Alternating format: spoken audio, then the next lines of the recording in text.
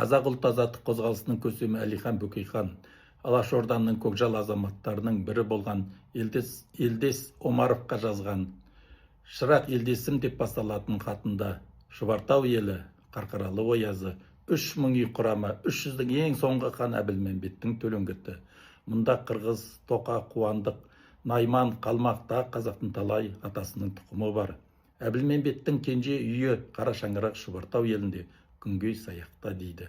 Бұл хат 1934 жылы Мәскеуде жазылған. Елдес Омаров болса, осының алдында ғана орыстың түрмесінде 10 жыл отырып, босап келген. Енді Әлихан Бөкейханның хатындағы Әбілмәмбеттің кенже үйі Қара шаңырағы Шұбартау елінде күнгей саяқта дегеніне тоқталайық. Бұл ақпараттың контекстіне қарағанда күнгей саяқ Шұбартау елінің ішіне кіреді. Шұбартау деген қай жер екені біздің оқырман біле ме екен? Біле қоймас. Ертеде қазақта басында Шұбартаудың қос балапан, сол таудан дария тасып су тараған, сұлу қыз, әсем жігіт, бәрі сондай. Япыр-ай, неге келдім сол арадан деген ғажап әдемі ән болған, қазір онша айтыла қоймайды. Осы өлеңнің ішіндегі сол таудан дария тасып су тараған дегені қандай керемет. Қазақ жерінде мұз басу дәуірінен кейін алғаш су жүріп, құрғаққа басы қылтиып шыққан таулар Ұлытау мен Саяқ екенін білесіз бе? Құрметті көрермендер, 18 ғасырдың аласапыран уақытында қазақ хандығының алтын тағына 30 жыл бойы ие болған Әбілмәмбеттің қара шаңырағы неге күнгей саяқта болуы тиіс? Бүгінгі ұрпақтың бұл сұраққа жауап беруі қиын болар-ау. Сол себепті бейнебаянымызды Әлихан Бөкейханның Елдес Омаровқа жазған хатында айтылатын күнгей саяқтан бастаймыз. 1757 жылдың күзінде Түркістандағы Әбілмәмбеттің ортасында қазақ көсемдерінің кеңесі өтті. Хан кеңесінде талқыланған мәселелердің басшысы Әбілмәмбеттің баласы Нияз аталықтың тәрбиесінде болған Әбілпей сұлтанды қалмақтан босаған ұлан ғайыр кең алқапқа басшы қылып тағайындау болды.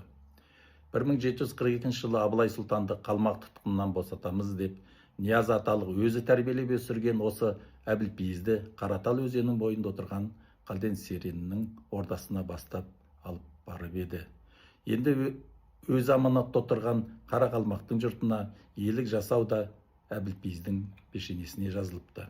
Шар құрбаның бойында ұйлығып, әрі баруға Қытайдан қауіптеніп отырған қалың Найман мен Абақ-Керейді бастап Алтай мен Тарбағатайды игеруді Әбілпейіздің жауапкершілігіне жүктеді. Ташкент пен Түркістан арасынан аса алмай отырған ұлы жүздің үйсін дулаты да Жетісуға қайта қоныс салуға асық, олардың көштеріне де басшылық керек. Әбілпейіздің негізгі міндеті осы елдерге қорған болу, шаруашылығын жүргізу, көрші мемлекеттермен шекараны реттеу болды. Хан кеңесі мың шаңырақ аталық әулетінің Мамадайыр Мамашықтан тарайтын Өмірзақ аталық Тілеу батыр, Еңкей Жылқылды батыр тобын 500 үй Абақ-Керейді Әбілпейізге бірге аттандыруға шешім қабылдады. Әбілпей сұлтанға қызмет істейді, өлімге жұмсаса да қияметте сұрауы жоқ деді.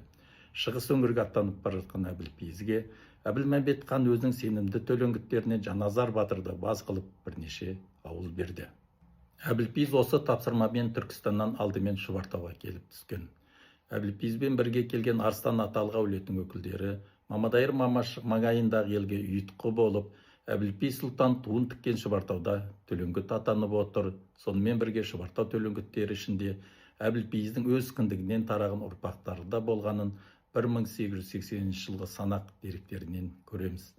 Әбілпейізбен бірге Мамашық Мамадайырлардың еріп келгені Нияз аталықтың шешіммен болғанына күмән тудырмайды.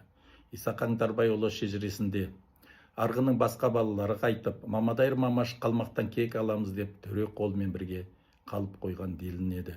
Арыстан аталық тұқымдарының бір бұтағының төлеңгіт атанып кететіні де осы кезеңде. Қазақ қашанда хан сарайы маңындағы ұлыс қызметіндегі төре соңындағы елді төлеңгіт деп атайды. Осы оқиғадан кейін 10 шақты ұрпақ ауысты. Қазақ талай аумалы төкпелі заманды баста кешірді, қара шыбындай қырылған кездері де болды. Бірақ Әбілпейізбен Шұбартауға келіп, төлеңгіт атанған Мамадайыр Мамашық тұқымдарының арасында бұл елдің бірлігі үшін керек деген сөз мәтел болып сақталып қалыпты.